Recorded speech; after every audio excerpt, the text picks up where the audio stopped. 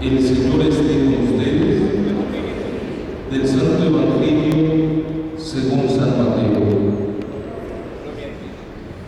En aquel tiempo Jesús fue conducido por el Espíritu al desierto para ser tentado por el demonio.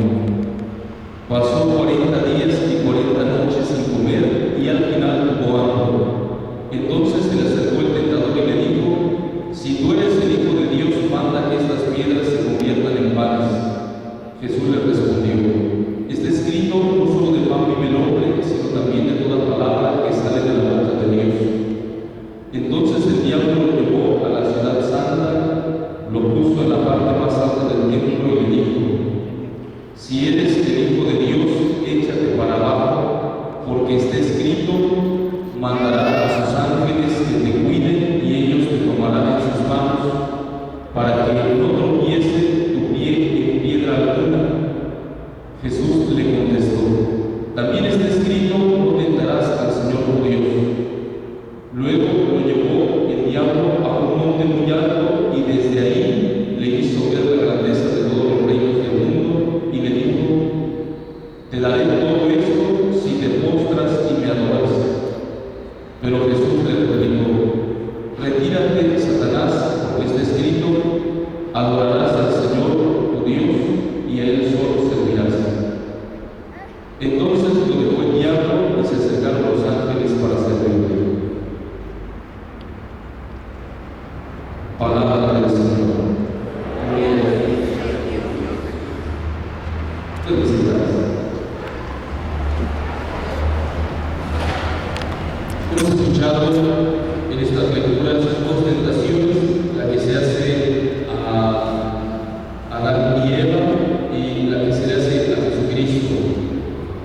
Ambas nos son útiles para descubrir cómo la tentación es fácilmente vencida y de igual manera nos presenta cómo el hombre busca solucionarlo según sus propios criterios. Vemos en el libro de Génesis que el Señor ha formado al hombre, le da su aliento de vida, después crea un jardín y se orienta del Edén y puso al hombre que había formado. Dice: el Señor hizo brotar sobre el suelo toda clase de árboles de hermoso aspecto y sabrosos frutos, y además en medio del jardín el árbol de la vida y el árbol del conocimiento del bien y del mal. Y ante esta armonía que presenta el mismo jardín del Edén, la serpiente acude diciendo que es el más astuto de los animales del campo y le dice a la mujer que Dios les ha prohibido comer de todos los árboles del jardín. Esto es sorprendente porque el árbol del bien y del mal, el árbol de la vida, no aparece más que en el libro del Génesis, y en toda la Sagrada Escritura no vuelven a aparecer sino hasta el libro del Apocalipsis. Cuando llega la consumación de todos los tiempos, ahora sí vuelve a aparecer el árbol de la vida y se menciona así tal cual. Dice: y apareció el árbol de la vida. ¿Por qué se esconde durante todo este tiempo el árbol de la vida? Está al inicio y hasta el Apocalipsis nuevamente aparece el árbol de la vida. Si lo comparamos con una enfermedad, cuando está alguien enfermo, se le prohíben ciertas cosas: no toma grasas, no toma carnes, no toma esto, porque esto no le va a ayudar a fortalecer su propio cuerpo, lo va a dañar. Y lo mismo sucede ante el pecado. Si ya ha estado enfermo el hombre, entonces no es conveniente que coma en este momento del árbol de la vida. Y por eso se esconde. Una vez que ahora sí ya está sano nuevamente el hombre, vuelve a aparecer el árbol de la vida. Pero aparecerá, y seguimos hasta el libro del Apocalipsis. Por eso resulta muy significativo que hasta ese momento vuelva a aparecer. La mujer le respondió: podemos comer del fruto de todos los árboles del huerto, pero del árbol que está en el centro del jardín, dijo Dios, no comerán de él ni lo tocarán, porque de lo contrario habrán de morir.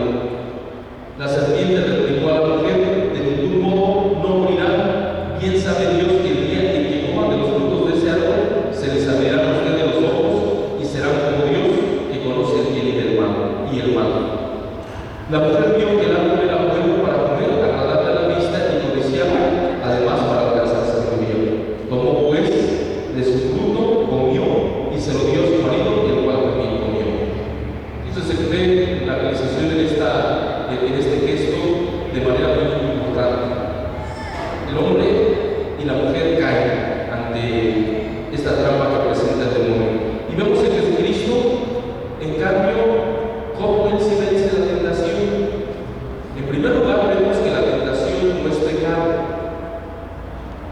Incluso la primera comunidad cristiana no tiene miedo de presentar que Jesucristo es tentado, aún siendo el mismo Dios. Entonces, lo malo no es el que venga la tentación, sino en que se deje guiar por la misma tentación. Jesucristo se le presentan estas tres tentaciones, pero todas son una sola. Demuéstrame que tú eres el Hijo de Dios. Demuéstrame que tú eres de lo que te dices ser. Y sin embargo, Jesucristo, con la misma Sagrada Escritura, se lo presenta y le dice: no puedo hacer esto. El demonio también conoce la misma Escritura y le presenta la segunda tentación a partir de la misma Sagrada Escritura. La Sagrada Escritura, incluso si uno la lee por su propia cuenta, sin tener estos criterios, puede caer en grandes errores.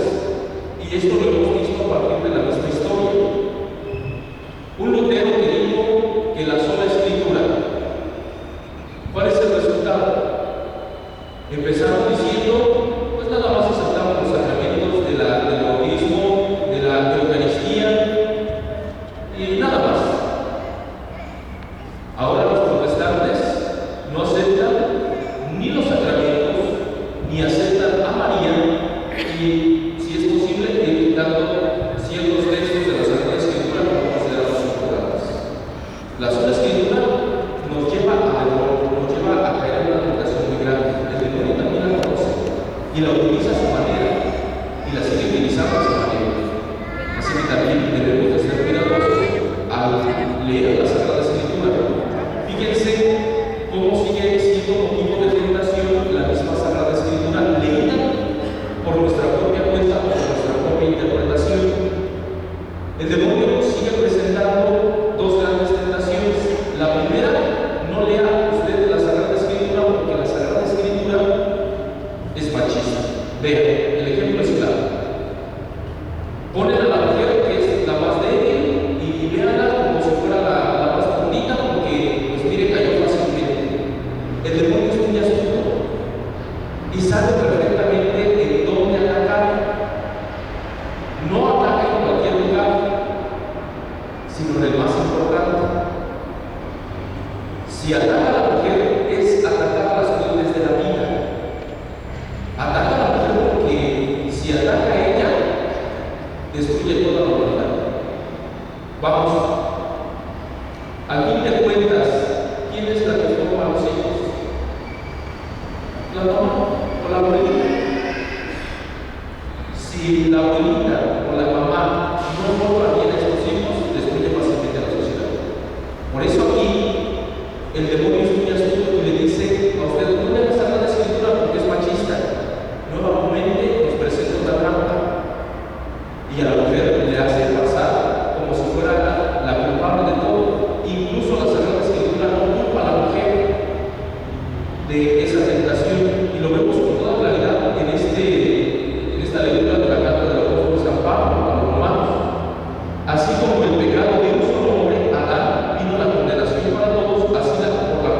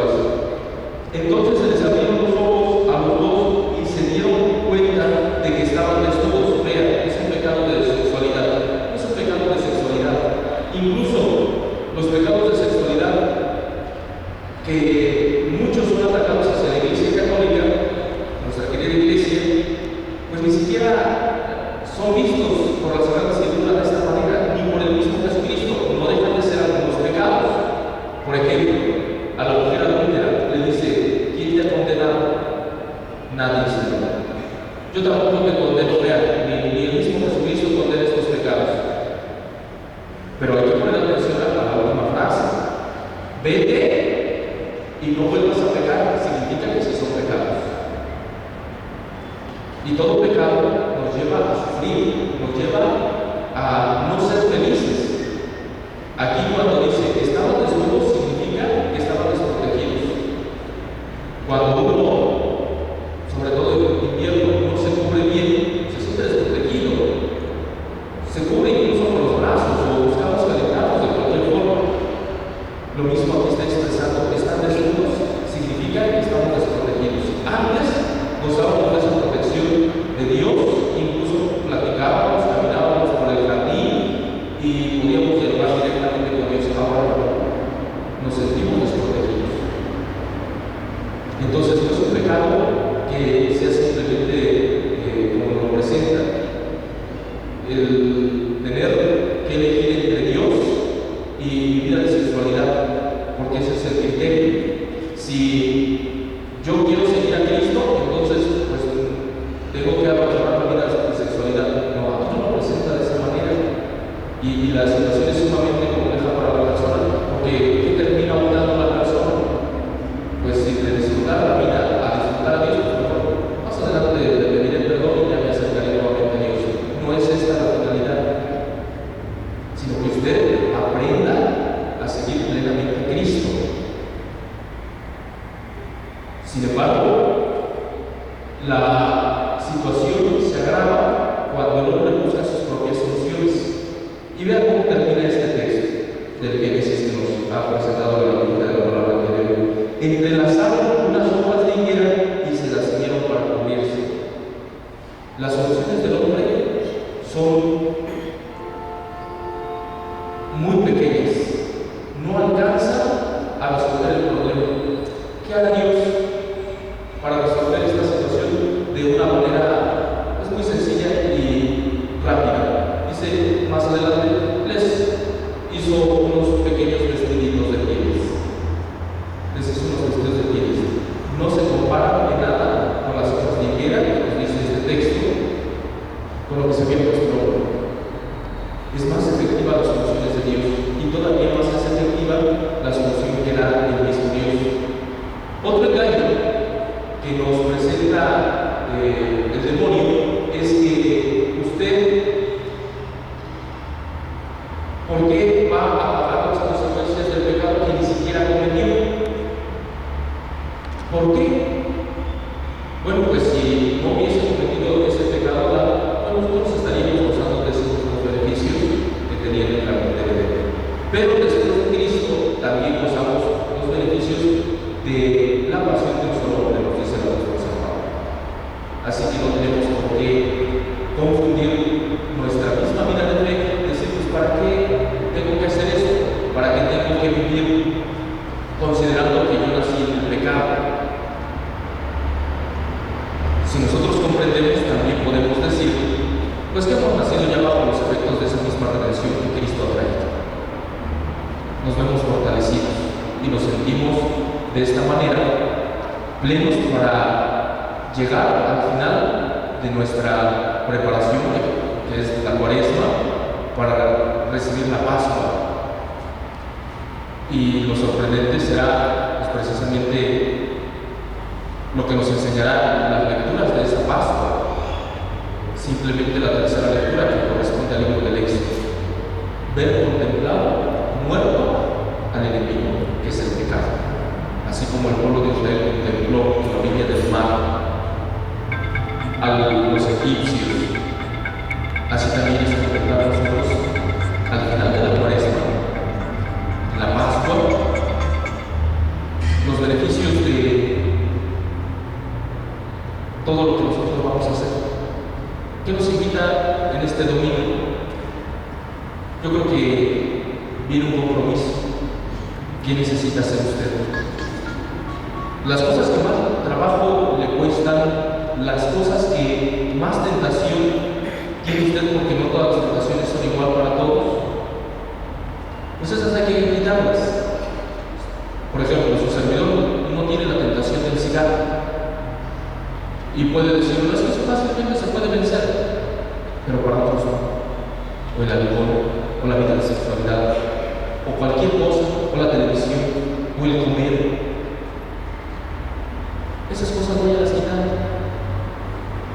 Yo creo que para los jóvenes de ahorita puede ser el Facebook. Entonces, procure utilizarlo lo menos posible. O la televisión. Para aquellos que les cuesta tanto trabajo el vicio del alcohol, quite esto. Déjelo. Por una semana. Pero no nada más solito, sino con las tres cosas que nos ha pedido el miércoles de ceniza: el ayuno, la oración y la limosna. Estas tres acompañadas, y vence usted cualquier tentación que pueda presentarle con nuestro demonio. Y hay que desenmascarar, hay que ver en dónde ataca.